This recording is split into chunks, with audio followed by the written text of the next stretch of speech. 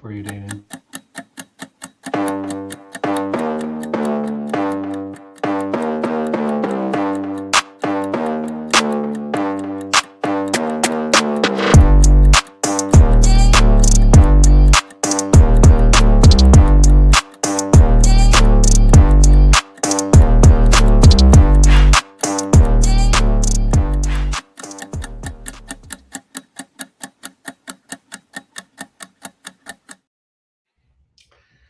Hello, everybody.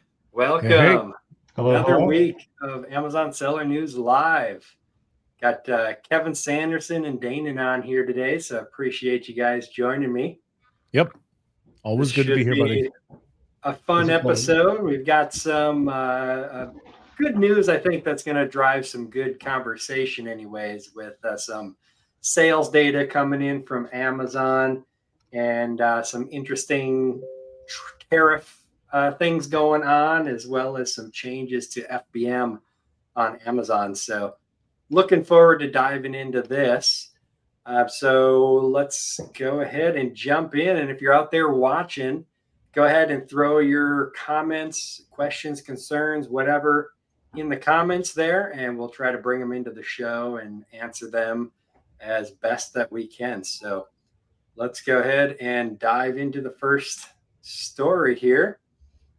So Amazon is set to surpass Walmart in revenue for the first time ever, which I think is pretty big. Wow. Amazon is on track to report $187 billion in quarterly revenue. So that's not even a year, that's in a quarter. I'd be good with a year on that. What's that? I'd be fine if that was my revenue for a year. It'd be fine with me. Yeah, that'll be fine for a lifetime. No, I'm not greedy. I'd be okay with a few zeros taken off. Yes, for sure. So Walmart's is projected at $180 billion. While Walmart still leads in annual revenue, Amazon's rapid growth, driven by its cloud business, AWS, and the rise of e-commerce has helped it close the gap. For Amazon sellers, this shift highlights the platform's dominance in online retail and reinforces the importance of leveraging its vast marketplace to scale their business. As Amazon continues expanding its ecosystem, sellers should stay ahead by optimizing their strategy to capitalize on its growing customer base. So very interesting to see Amazon passing Walmart. They've got a nice graph here to kind of show where the biggest companies are in quarterly revenue. But it's also important to note that it was largely based on the growth of AWS more than anything, although the retail grew as well. I've got kind of a co-story here that we won't go into in depth, but Amazon sales grew 10% in fourth quarter in 2024. So that's on their e-commerce side. So the e-commerce is growing as well, but AWS even faster. Yep. So that article says that nearly 50% of Amazon's revenue comes from not AWS. And I always thought that AWS was a much larger percentage than that. But I wonder, like, if we're talking about revenue and then profit after that, right?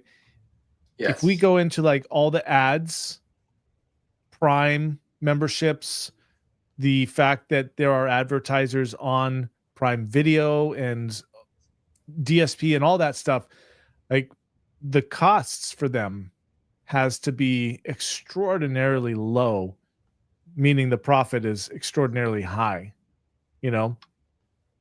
So what does that say though? Revenue at AWS has more than AWS doubled. is 17% of total.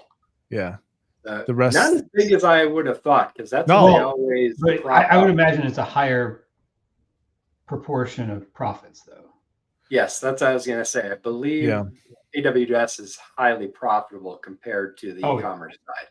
Yeah. Yeah, unless it's ads. Ads, yes, Right. ads. You know, I mean, that's just pure profit, basically. I know. Doing ads management is the most brilliant revenue generation thing ever. You just say, hey, pay to see the audience that you want to see, that you're looking to get to anyhow. And everyone goes, oh yeah, I'm in for that. And then someone goes, well, I'm in for that too, and I'll pay more. And then the ads manager or the company goes, oh, well, if you insist you can pay more, go for it. And then it just goes from there. And they go, well, I don't know what to do with all this money. Let me give you some metrics that don't make sense. And then, which is how Amazon ads used to be. You used to be able to just click on competitor ads over and over and burn through their budget. And there was no, there was no IP tracking. That's a different side to you, Dana, than I've heard before. Yeah, I always try not to do that when I'm, researching stuff on Amazon. You still accidentally do it sometimes, but I always try not to for the most part. But I'm sure I gotta imagine there's probably user farms out there just clicking on ads. Oh, probably. Yeah. So yeah, and there have been for a long time. Like it was an issue with Google when Google Ads first came out, where competitors could just burn through your budget, and Google eventually figured out that there was some people doing this, and then they would refund you for what you could see. I can't remember exactly, it was so long ago, but Amazon would recredit your account for budget that was burned up by people clearly re-clicking things. Then they had to put in this IP tracking to see, hey, is the same IP address clicking on this stuff. But I think it's just gotten more sophisticated, both with the tracking and with anyhow, we don't have to talk about all that. This is all about Walmart and Amazon revenue, but every click makes Amazon some money.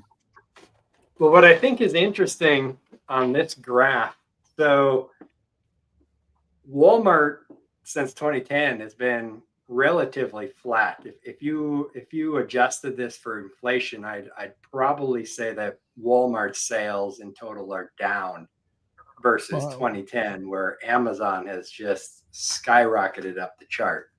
Well, I'm sure some of the sales have gone from Walmart over to Amazon. Yeah, big time. Yeah. Well, the only place that Amazon or Walmart, I should say, is really leading Amazon when it comes to e-commerce is the buy online, pick up in store. Mm-hmm. In groceries. Yeah. Let me ask this though. This is Amazon as a company. This is Walmart, which only sells or at least primarily sells only in America, right? That's a good question. Does Walmart have stores overseas? I'm almost positive they have stores in Canada, like Puerto Rico. Mm-hmm. Beyond that, I don't know. All right, so I would imagine Walmart must have some. Yeah, it looks like elsewhere. Mexico. Nigeria. I see Mexico, Canada, China, Chile, South Africa, among others. Yeah. So yeah, definitely international as well. Yeah, international. Okay, fine.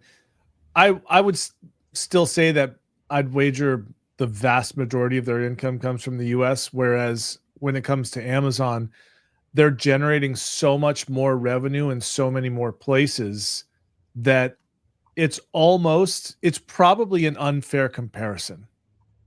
Yeah. Yeah, because Amazon is really all over the place compared to Walmart. I don't think Walmart has really anything outside of its retail. Yeah. That I know of. Same.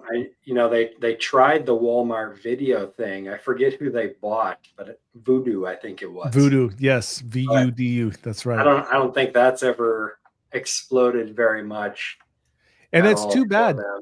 Yeah, it's too bad too, because you could buy. They sell DVDs, and if you bought a DVD at Walmart, there was some kind of code that you could put into Voodoo, and you'd have instant access to the digital version of that. And so you go to their bins and you sift through their $1 DVDs, and you get 50 movies, and you just added a whole library to your Voodoo account. Mm-hmm. Yeah, it's Amazon is a tech platform that happens to sell products, where Yeah. Walmart is a retail company that's trying to figure out the tech, and they've Yes. definitely struggled at doing it, unfortunately. Yeah, I say this every time. I want Walmart to succeed. And I was actually thinking about this as I was reading this article and going, I wonder if part of the reason that they're not succeeding is brand image. Can you guys hear me? Yeah, I hear you. Can Yeah. you Yeah, can you hear you're us? quiet though. It sounds like you're far away from your microphone. I Might don't have think he had can hear us. got disconnected or something. Yeah. But yeah, we can hear you, Kevin, a little bit. Can you hear me now? Oh, Yeah, can you hear me that's now? better. Okay. There you Yeah, go. I had a little tech glitch. We're live, folks. Yeah, So that'll happen. anyhow, that's the secret to life. Kevin, you caught that, right? No. Yeah, no, I didn't. All of a sudden, I just Oh. saw your lips moving. So I will have to, for the benefit of those watching, go back and watch the replay to get the secret of life. Yeah, Well, like and it was a subscribe, okay? one-time Found only it. thing, Kevin. The secret of life Yeah. was there. It was revealed, and it's Yeah. been deleted from the recording. Yeah. Yeah. Shucks. Next time, buddy. Next time. Next But time. Next life. Yeah. But yeah, it's Amazon is growing, obviously. And But so just back to what kinda- I was saying, though, like I wonder if part of the issue isn't the image of Walmart is cheap stuff, because Yep. I think a lot of people hold that viewpoint of Walmart, even though you can go to Walmart.com and get all this other stuff now. I wonder if if rebranding would help, that without Walmart in it, just like, I don't know, let's say they bought Rivley for $2.2 billion. Please do that, Walmart. And they just did Rivley by Walmart, just like Walmart went and bought Flipkart in India, right? It's Flipkart, but Walmart owns it. Flipkart was the biggest retailer in India. They just went, cool, we'll buy it and plug it in. Yeah, they did that with Jet though, right? Yeah, And they screwed that up. Oh my I don't gosh. know why they didn't just keep it. They should have just kept Jet as their e-commerce platform and incorporated their, buy on Jet, pick up at Walmart or something kind of thing. Yeah. Yeah. All right. Well, that would have helped with the branding issues. But you've got Target as well, right? And they've got a lot better public image. Yeah. Well, they've had some hits lately getting political and stuff, but oh, really? They've got a lot better image as far as quality than Walmart does, but they've struggled as well. I guess they haven't really tried to go head to head with Amazon. They're kind of okay with the little niche that they've built for themselves, but I believe they've been struggling as far as sales recently. Oh, really? My understanding is that they are extraordinarily picky on what brands they will allow to come into Target.com, which I personally think is a good thing, because Amazon China, when they opened the floodgates to Chinese sellers to sell directly on Amazon.com, what did we all see? A flood of crap. Yeah. Yeah. So, yeah, that's true. But you still got to get enough sellers to have enough inventory and products that people want to shop there. For sure. Yeah. But I would never trade quality for momentary profit. No, definitely not.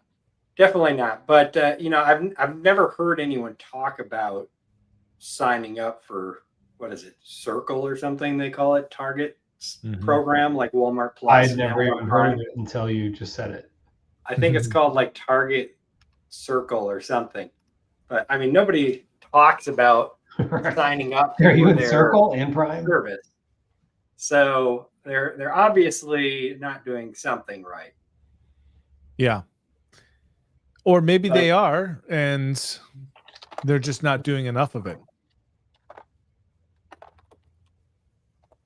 Let's see. I'm curious what Target's 2024 Q4 sales were compared It's to Target Plus. Amazon. Target Oh, Plus. Target Plus. Yeah. Is Yeah. it Target Plus? I thought Yeah, something Circle. Isn't it Circle Walmart is their Plus card. too? Yes. Walmart Yes. Plus. Okay. Yeah, because I think we're and Walmart Plus members. Amazon Prime. So Target had 31.39 billion in Chunk sales. change. So Yeah. quite a bit lower than, they're definitely not getting to the $100 billion club anytime soon. So Yeah. Yeah. but yeah, we'll see. What a crappy company. Yeah, right. All right.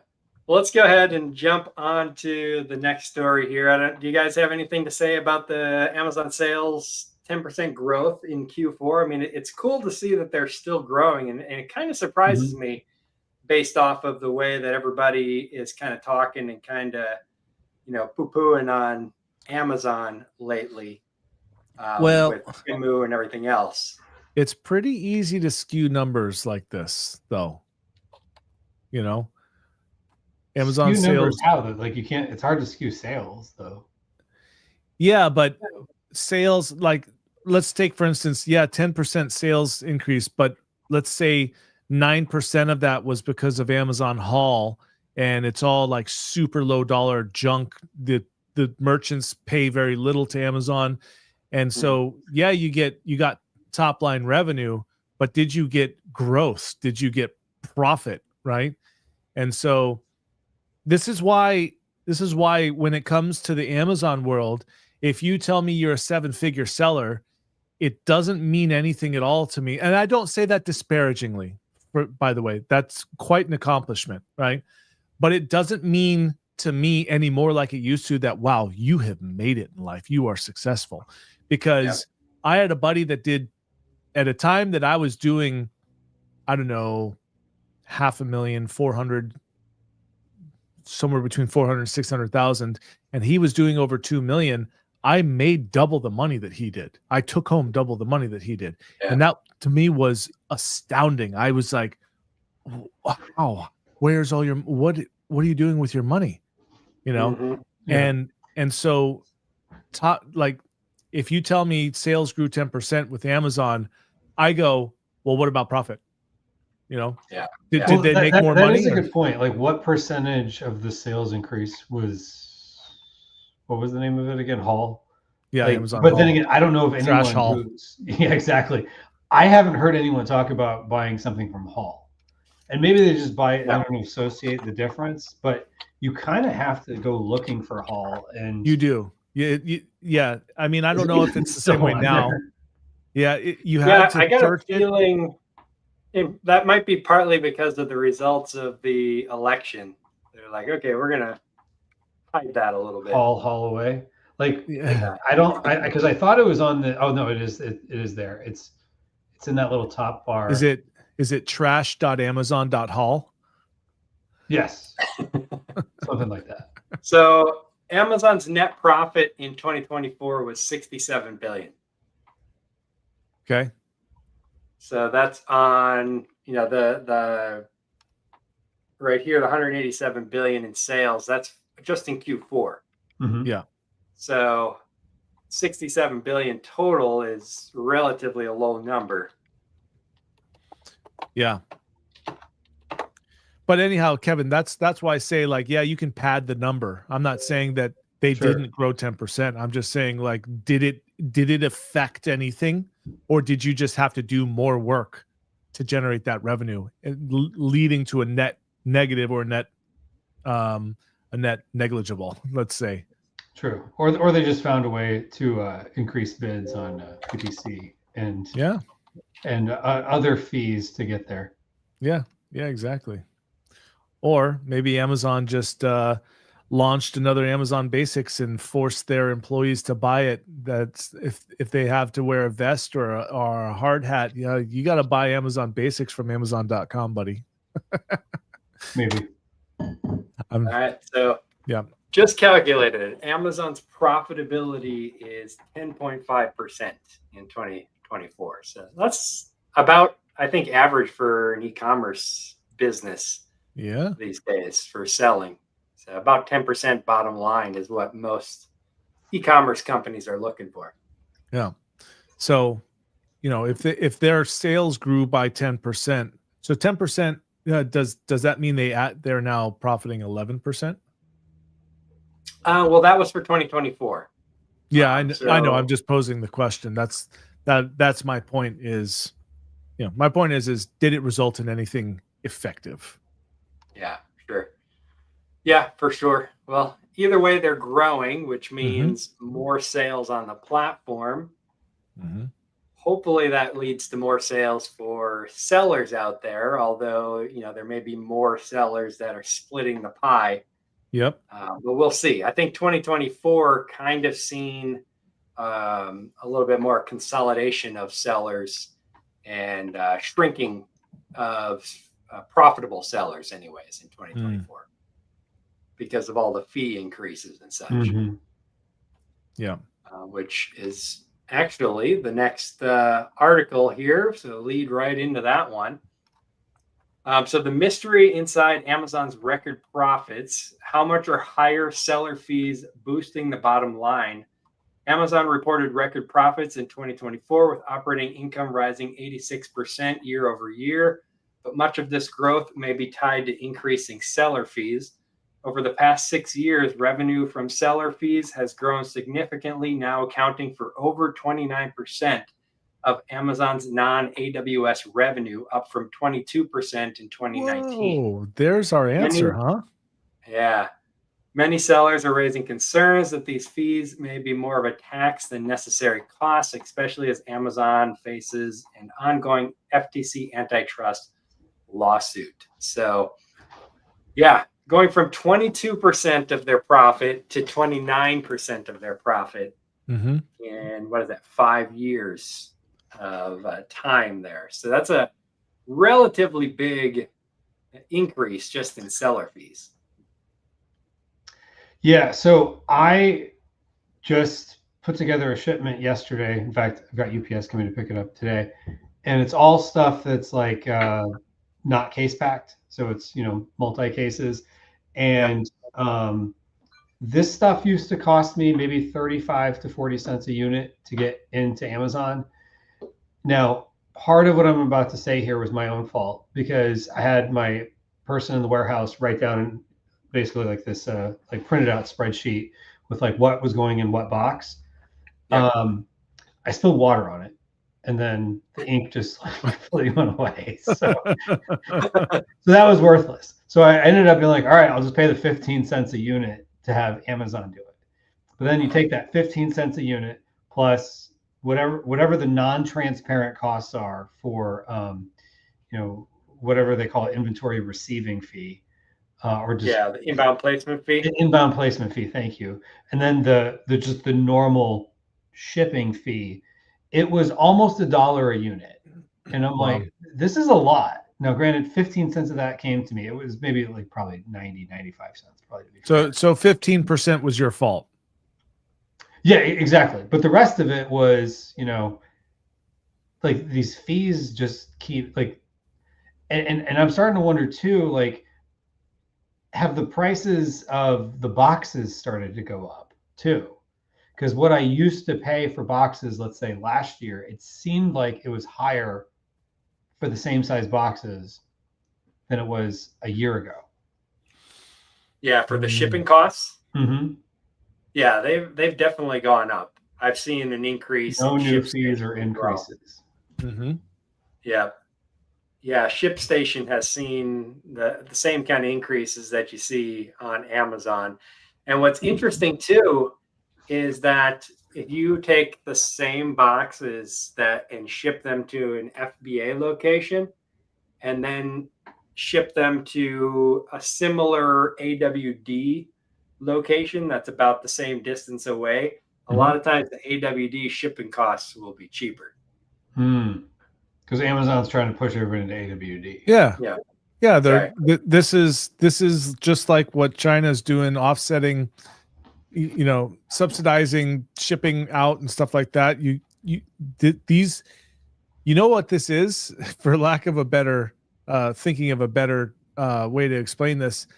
they get you hooked on the drug for Mhm. cheap, and then you're hooked. Now you pay the price, Yeah. right? That's what's happening. That's all they do. So basically, they're dealers. Yeah, I've always heard people talk about, selling on Amazon could be like crack. It used to be a lot easier to break in. I definitely feel for folks starting now, but then again, that's all they know. And people were debating in 2015, like, oh, it's so much harder than it was in 2009 or Oh, 2012. 2015, sellers were saying, "Oh, Amazon's dead. Right. Don't Yeah. even bother trying to come on now. It's not worth it. You're never going to make it. It'll never be true. It's just Right. an evolving landscape. The way you did business in 2015 is over. Yes. And so like there's these cycles, and they Yes. go quicker than they used to. Mm-hmm. Yep. Yeah. Well, yeah, it's I mean, there's no doubt that Amazon is getting harder, and you need to be more professional to run your business on there. But there's still a lot of opportunity. You yeah. just got to run it professionally, and you're Yep. going to either need to learn a lot very quickly yourself or hire someone who knows it. Yeah. Mm-hmm. Yep. Because the barrier to entry has gotten significantly higher, I think. Yep. Yeah. Now, one thing that's interesting about that $150 billion number, if you think about it, their highest quarter is always going to be Q4. So like that graph showed like a big spike in Q4 every year. Mm-hmm. Yep. And that was like 184 billion. So fees for the year were 150 billion. Yes. So think about what percentage of, so that's got to be at least a quarter, if not more, of their revenue. Probably even more than that. So maybe. Yeah. Probably more like 35% to Mhm. 50 or to 40%, I'd say. Now, does this also include PPC in that, or is that another revenue stream? I think it's got to be fees. This is just fees that they're breaking out here, so I would think it'd be separate. But yeah, Q4 was 30%. Let's say, just be conservative. You're talking 45 billion of that. What was it? 187 billion of that is fees. At least, because in the article, the person had said, they did research and it was about a third in 2016 went to fees.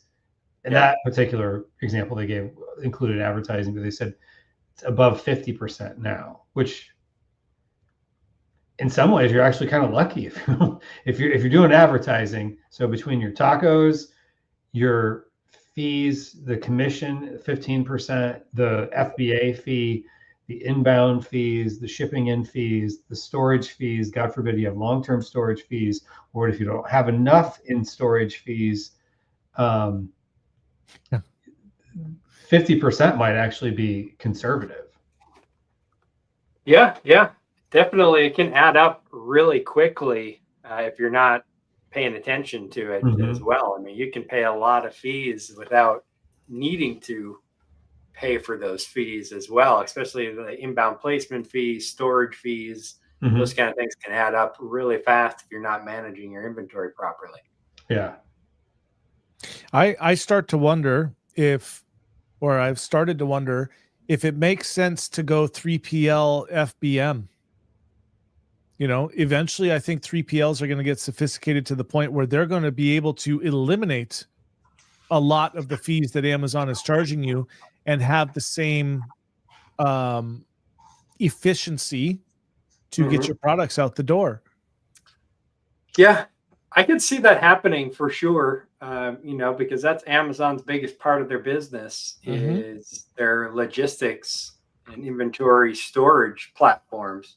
Yeah. And so, I mean, it would take a lot of work for some of these 3PLs to rival Amazon, same day delivery, next day delivery. But yeah, I can definitely see it happen. The problem is that Amazon has AWS, which funnels them, and their ads platform, which just funnels them cash, to spend on their logistics side. Yeah, for sure. But all I'm saying is that the logistics of inbound shipping placement, too much inventory, not enough inventory, just the right amount of inventory, all that stuff, everything's got a fee, right? And Mhm. so you start off with 100 pennies and go, here's 5 for you, 5 for you, 5 for you, 5 for you. Cool. I got 80 left. Here's 40 to you, Amazon.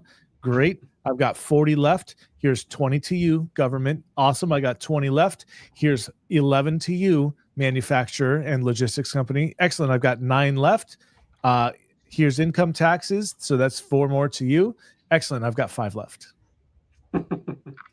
Yeah, that sounds about right when you Yeah. break it down. Yeah. I mean, Amazon, if you think, yeah, if you think about it, Amazon is the new middleman to paying the government, and they're using the same. We don't have to get into that, but they're using the same models, right? You get a paycheck and you go, cool, you got federal withholdings and all that stuff. Good. You got sales tax. Good. You got property tax. Good. You've got this, that, and the other, health tax, blah, blah, blah, blah, blah. And so you work for $1 and you keep 15 cents of that dollar. And that is your real profit as an employee, right? That 15% of what you make, whatever it is, right? And so, Amazon does the same thing. Like we'll take a little here, a little here, a little here, a little here. And when it comes to FBA, those fees have gotten very expensive. And so that's why I pose the question, well, eventually there's going to be some 3PLs that go, you know what? That's it.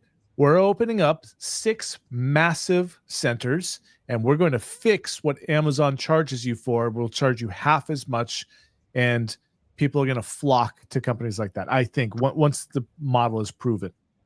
Yeah. So in my opinion, it's kind of possible, but you would still have to make sure that company has the ability to do seller fulfilled Prime. Definitely. Because otherwise you're going to lose out on clicks and conversion rate. Yeah, absolutely. Now, if you have a larger product, shout out to Where to Go, Where WA, like short for warehouse, to the number and then go. They're actually owned by UPS, and they're pretty good with larger products. Mm-hmm. So like cars. Well, yeah, like cars, but or more like furniture, or they've given the example of like if you have like a baby crib or something like that. So something that's larger and heavier. Amazon doesn't seem to want to do heavy, larger stuff. Yeah. Whereas, or they'll take it, of course. But like if you look like in the furniture category, a lot of the stuff is FBM. Like you can tell it's FBM because it doesn't have a Prime badge. So that's the potential. But it would be interesting to see if more and more of Amazon's dominance gets chipped away at some point. So somebody is going to, and it's not going to be quick, because I remember dating myself here in high school, taking like an introductory to business class, and the teacher was talking about how like mom and pop restaurant might care more about like your business if you're upset, but if you go to a big company like Sears, they may not care about your business as much because they have so many more customers. Well, that attitude was probably the wrong attitude for Sears to take, but yeah. So yeah, interestingly, I just pulled the revenue for the largest 3PLs out there. Amazon, of course, is the largest at 140 billion. Mm-hmm. 140 billion estimated comes from their 3PL operations in sales. The next largest is C.H. Robinson worldwide at 16.7 billion. Wow. So just a fraction of Amazon's network. So there's some margin to be snagged. Yeah, it's definitely there. Yep. Amazon has just built the platform that's needed to build out a 3PL of the size and scale that they have, because they get profit from so many other places, where these 3PLs, most of them are just getting their profits directly from the logistics side. So they don't have as many streams of income to grow on top of. Yep. So this, I just seen this back in 2016. It says Amazon took a 1/3 cut of sales by merchants in Yeah, that's 2022, what I was it had mentioning earlier. surpassed 50%. Yep. That's good to So know. Yeah. it definitely was easier back in 2016. That's for Yeah. sure. You had a lot more profit to work with. And so I've been telling people that I now pay Amazon 4 times as much as I did when I got started. It might actually be more than that because I started in 2010. And at Mm, that time, when I started, uh, Seller Central PPC didn't even exist. It hadn't even been rolled out. Okay. And so, and you know, I don't even run ads today. You know, that's a cardinal sin in the eyes of many, but I don't have the margin for it any longer mm. because I'm not able to change my price on my product, and Amazon's fees have been going up. I've been selling this particular product, this supplement, for gosh, I must be it. I'm either at 9 years or 10 years this year. So I'm curious though, Dan, why they haven't increased or why you haven't increased the price. Is it just Yeah. the Is brand it? doesn't allow you to, or what? Yeah, it's the brand. Yeah. Got Okay. it. So you're a third party seller Yeah, yeah. So my or model a is I get reseller. exclusivity to someone else's product, Got and it. basically I am their Amazon division. Mm, Yep. Yep. But because of that, I get the product on consignment. I only pay him once a month for what's sold. I don't have to have any inventory. You know, it's purely a sweat equity and experience relationship, and I just mhm. take my profit off the top of that. Nice. So for a beans in for beans out situation, like my wife puts in roughly 5 hours a month on this, and you know, it's not a 7-figure brand because we're not advertising or anything like that, but Mhm. it makes money, you know. And if she's only spending 60 hours a year on it, well, it makes a lot of money, a lot of profit. It Sure. costs Yeah. us nothing, A you lot know. of hourly profit. That's good. Yeah. Yeah, I do pretty much the same thing with a lot of brands. I sell their products. Mhm. I'm more in control of the pricing with the Mhm. brands. I kind of set that for them based on the profit level that I'm looking for, but also the speed at which the brand is looking to sell. Mhm. So we kind of negotiate that in a lot of cases. And if I have to get lower pricing, then I push for that, or I tell them, well, we got to have the price at this spot unless you bring my cost down. Yeah. So part of the problem that I run into is that it costs so much money to sell these on Amazon, but the brand's website is where they make a lot of sales. Mhm. They like their cost is lower. If Amazon gets wind of it, like they'll just like, oh, you can't sell this here because we're a monopoly. Okay. Yeah. Yeah, that makes sense. Well, you might have to negotiate your costs, but I suppose you got a good deal. You don't want to upset the apple cart necessarily. Yeah, exactly. The thing is that we're only selling a few of their products, and we have a list of like 50 more that we can do that we just got permission, like, well, a couple months ago now, but then Christmas, and then the kids got sick and everybody was throwing up on everything in the house, and then laundry and all that stuff. But you know, Yeah. we've got the go ahead. Cool, you can sell everything. And so Cool. yeah, we're going to be putting some time and effort into that. So then Nice. Awesome. yeah. It's a great way to sell on Amazon. You know, Mhm. brand partnerships. It's the way to do it rather than just doing regular reselling with no connection to the Yeah. brand. You can get more control. You can get access to brand registry. You can Yep. negotiate price discounts, advertising shares, all Yep. that fun stuff, and it just feels more enjoyable because you're working to build up a brand rather than just flipping as many products as you can. Yeah. The problem, the inherent danger in this model is that if you don't have contracts in place, and everything I did was on a handshake, Mm, right? So the problem is if you don't have contracts in place, you get cut out. When they see those hundreds of thousands of dollars rolling in, one day somebody looks and goes, well, why the hell aren't we making this margin? Mhm. Thanks very much. We're not selling to you anymore. And that's happened to me about 5 times. Now, Yeah, it's definitely a risk. yeah, it's a risk. But you know, I made just so much money in the meantime that the risk was well worth the reward, you know? And at a certain point, I just expected it to happen, you know? Yeah.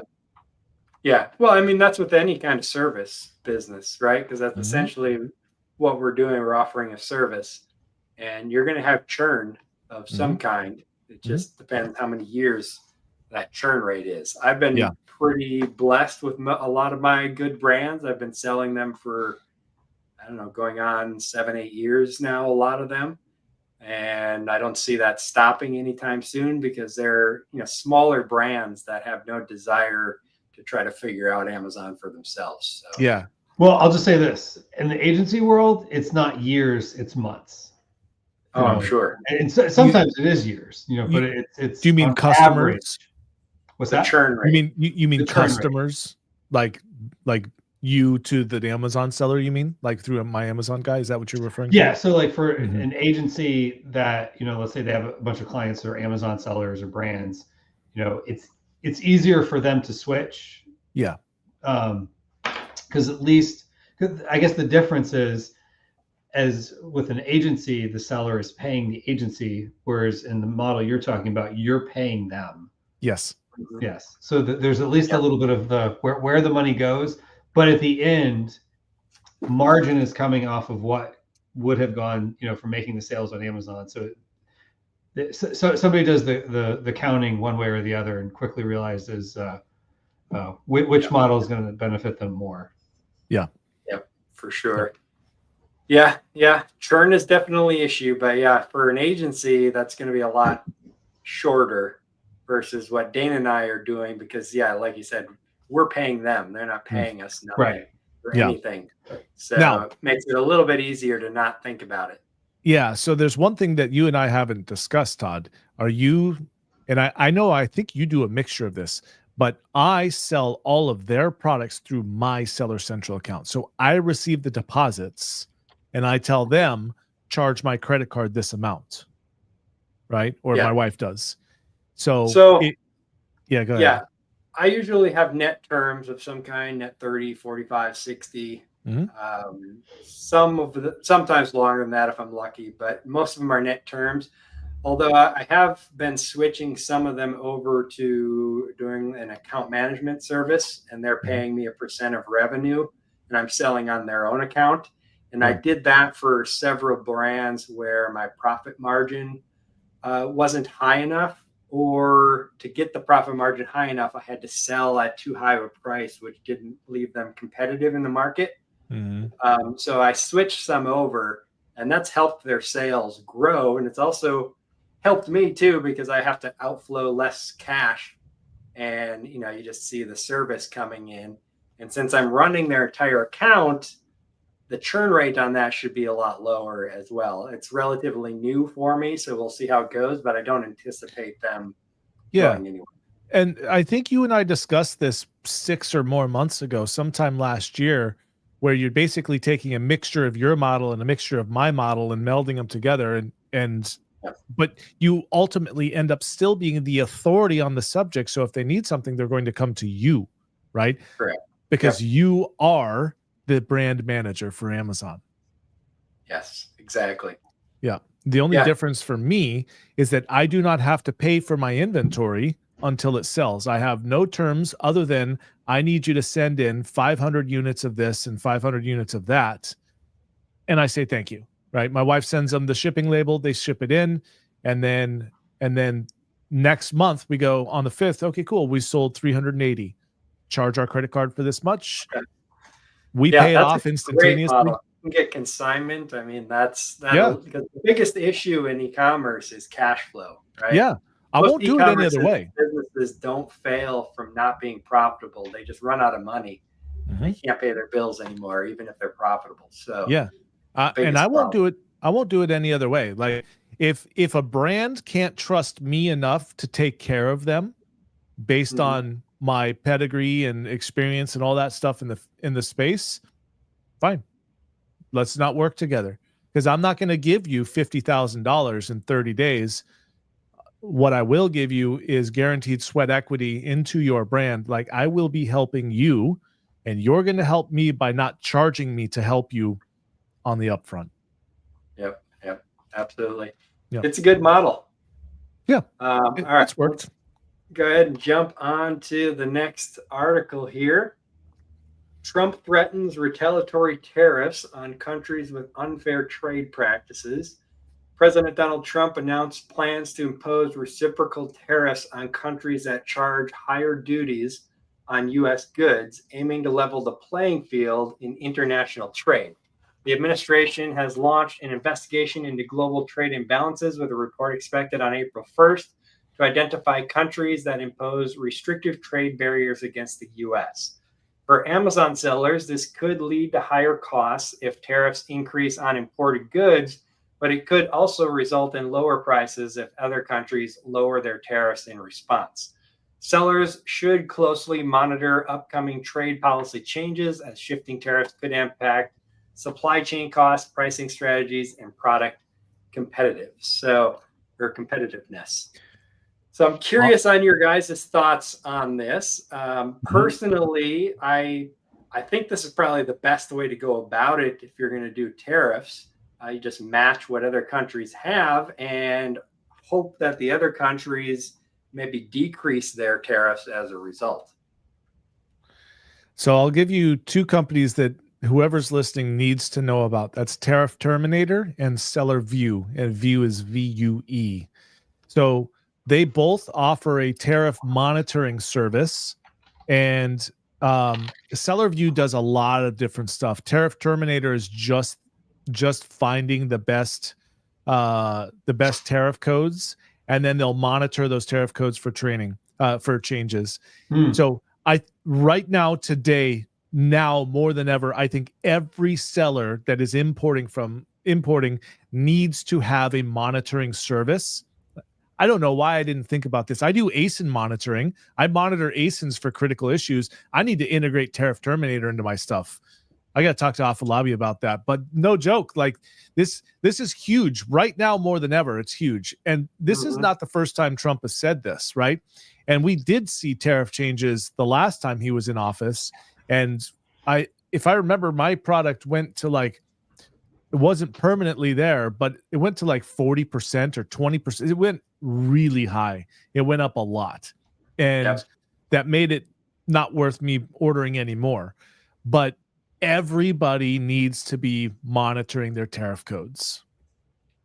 Yeah, this is going to be a big one. I would suggest as much as possible, and I don't know if this is the right way to go or not, but my philosophy is going to be ask for more DDP shipping, destination duties paid, where it's on the manufacturer. The manufacturer. So technically, you don't own the goods until it's cleared customs. So I don't know if I'm not a lawyer, so I don't know if that's beneficial for long term. If there's ever an audit, as long as you say to your suppliers, hey, please make sure to charge the appropriate amount for the actual value of the goods. Because sometimes I think Chinese suppliers have been known to just if it's $100,000 worth of goods, they just say it's 1,000 or whatever, and they just make up a number. That doesn't. I don't know that. Yeah. I've heard that whispers of that over the years. Yeah. I've had manufacturers, ask me, what price do you want me to put on the well, since this is in writing, what price do you want me to put whatever the appropriate number is. Yes. So yeah, that's definitely a thing for sure.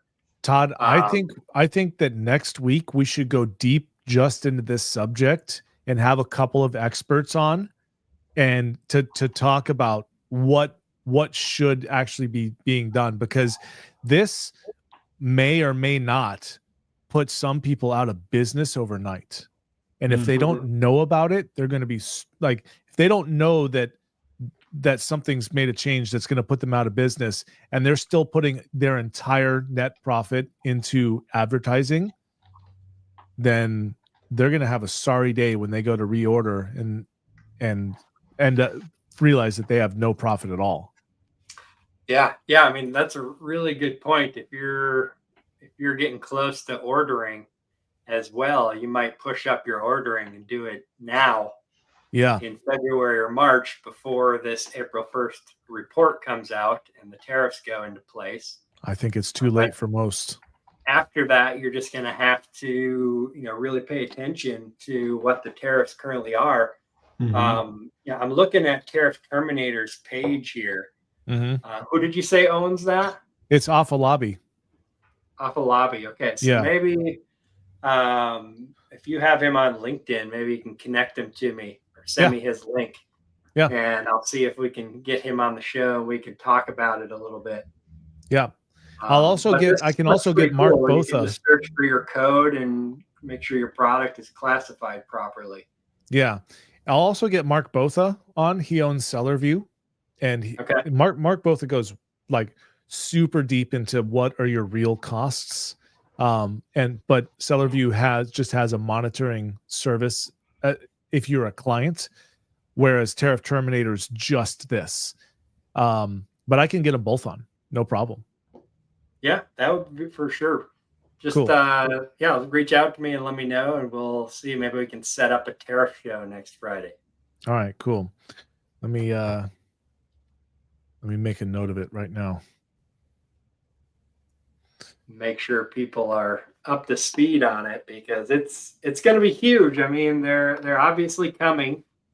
As an e-commerce seller, I don't import a lot of stuff myself because I'm selling other brands, but they import a lot. I do sell a fair amount of companies' products that make their products in the U.S., which is cool.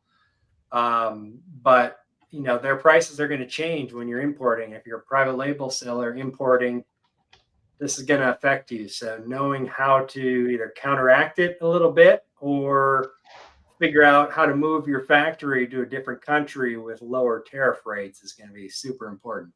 Mm-hmm. Yeah, you're lucky, Kevin, because you manufacture all your stuff right in your warehouse there, right? Well, you import, I guess, some of the stuff. So I think it all comes from China one way or the other. So I have a mix of stuff that I buy directly from suppliers in China, bring it here, add some sort of value between laser engraving and this like UV direct to film process. Then I also have stuff that I buy from various suppliers like JDS Industries. I don't mind sharing that one. It's a fairly well-known company. Yep. I bought from them. Yeah. And so, but like everything, like I'm looking at a box right now, just right across from me, that's from JDS and it says made in China. So like eventually like their prices, like because they buy in such big bulk on things, their prices are going to eventually start to go up too. So there's probably not a lot of way to escape it. So I have a feeling like we're going to see prices go up in general. Like if again, so much of our stuff is coming in from China, we're going to see an increase. Now maybe there's other ways in the economy that it's going to equal itself out, but tariffs, I get the philosophy behind it, but it is a tax on the citizen in the country. So like, for example, when Canada had retaliatory tariffs against the US, well, who's paying that? Yeah. It's not the US, it's the importer in Canada who's then, giving that over to the people in Canada buying, because their prices were going to go up. So it's kind of a double-edged sword. My hope is that, these countries, because for most countries import more into the United States than from the United States into their country. So if they have a 10% tariff on our products coming into their country, and so we slap a 10% on their product coming into our country, the incentive for them to lower or eliminate the tariff on our products going to their country is going to be very high. And so I'm hoping you're going to see a lot of that where it's just going to be a race to the bottom kind of thing, where all these countries are just going to start lowering their tariffs so that the U.S. tariff lowers as well. Well, That'd be the day, huh? It would be pretty cool. I mean, would be. maybe we end up with a world where all tariffs are gone because of It- this. Because we Yeah. threatened to raise tariffs and everything, so tariffs just went away. Yeah, exactly. Yeah. And then we talked about it on this live stream, and then the governments of the world went, those guys, what geniuses. Let's do that. Yes, Although, yes. Sure. in the meantime, the king of Saudi Arabia is going to be like, I heard Danon say on the Amazon Start School podcast that's right. Yeah. that we should eliminate our tariffs. Yes. In the meantime, I'm going to put all of my inventory over to Grand Bahama, put that onto a cigarette boat, and go up the Mississippi with it, and then have it fall off the boat and onto a truck, and then into inventory. I don't actually do that for. That's a really long trip to go from Grand Bahamas down Up to the around the Mississippi. Keys and up the now Gulf of America. No, Grand get Bahama is into- just 90 miles off the coast of Florida. On the opposite side of where the Oh, yes, that's true. But did because you you have know to go up the Gulf of America. No, you can get from one side of Florida to the other on a boat. Oh yeah, you'd have to go through like the those canals. All the locks and stuff. Yeah, exactly. Oh yeah. That's really efficient for getting products across. Yes, I don't want to pay tariffs. I want to pay boat fuel. Right. That would be your new tariff. Yeah, that's it. All right. All right. That was theoretical, Kevin. Yeah, Please, way to make it. Definitely going to have to keep an eye on the tariffs. It's going to be a big part of e-commerce going forward. That's for sure. Mm-hmm. But just wanted to touch on this last one. We've only got a few minutes here, but Amazon's new FBM order handling limits, helpful or restrictive. So this is from Vanessa. She reports that starting February 24th, Amazon will automatically cap the number of FBM orders sellers can handle daily based on past performance, updating the limit weekly. While sellers can manually increase their thresholds, a drop in recent sales could result in lower capacity, and exceeding limits may push estimated delivery dates out by a day. Yeah. This update could protect sellers from late shipments and account health risks, but it also means Amazon is taking more control over fulfillment operations. Here's what I see with this. We're going to limit how much we show your product, therefore limit the number of sales that you can get. But that, I believe, is going to be based on, hey, you've not been conforming to what our policies are on shipping times. Therefore, we're going to slap you for it. Yeah. Yeah. It's one of those things. I get what they're trying to do, but at the same time, it could be frustrating if the system does something inadvertently and lowers the amount of packages you can handle in a day below what you can actually handle. And then, like you said, shuts off your listings or limits your sales. Yeah. I mean, we saw this with inventory space. Right. Yes. And what's interesting is like I had your account is at risk of suspension banner on my thing for a few days because I had I don't do a lot of FBM orders, but I had a custom order of 10. It arrived, and it was hard to tell even when it was supposed to arrive. I think what happened is it arrived a day late than what Amazon was expecting, but I thought I was on the OTDR, the guaranteed delivery protection, but I guess it was the different level of service. But because it was a shipment of 10, it didn't count as one, it counted as 10 lates. What? Oh, wow. What? Oh, yeah. So it was like one of those, like, wait, I don't understand this here. So I'm curious how they're going to calculate all of this. Like, is it units? Is it orders? Is it something? So if, I'll tell you throttle this. you because you have a big order. I think they're going to screw it up first before they figure it out. Probably. Yeah. Well, we know they're trying to push people to use FBA. That's what they want. If they could, they would just, squash the FBM, I think. Yeah, because they don't make as much money. Yeah. And they want to control the supply chain as much as possible to make sure that they're delivering things when they want to deliver them and have control of the goods. Yep. Yep. So keep an eye on this. If you do a lot of FBM, you know, a lot of people do most of their FBM during Q4. So we got a while, obviously, before that happens, but you're going to want to keep an eye on this to make sure that if you are shipping a lot of FBM orders, that Amazon's not artificially lowering your order handling limits. Yeah, because that'll be frustrating when you get to Q4. Are they going to increase it based on your history, like to see, like, oh, okay, you did have a big increase, or are they just going to throttle you because, you know, November was slower than December will be? Right.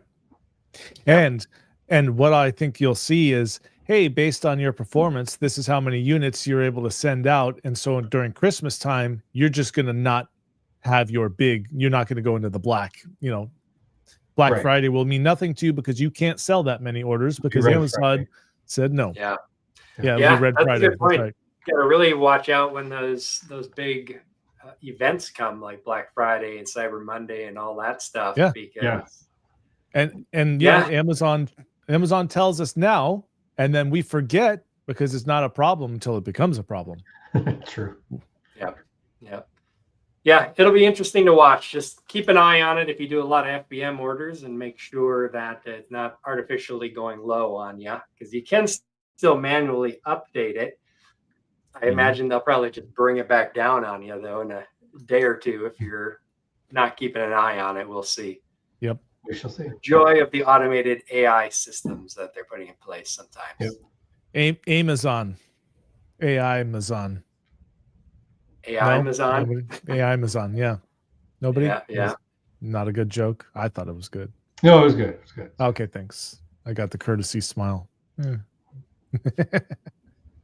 job, Dane. Good dad joke. Thanks, man. All right, guys. Well, this has been fun. I appreciate you coming on the show, and I appreciate everybody out there watching. We'll see you next Friday as well. Bye, everybody. Thank you. Have an awesome one.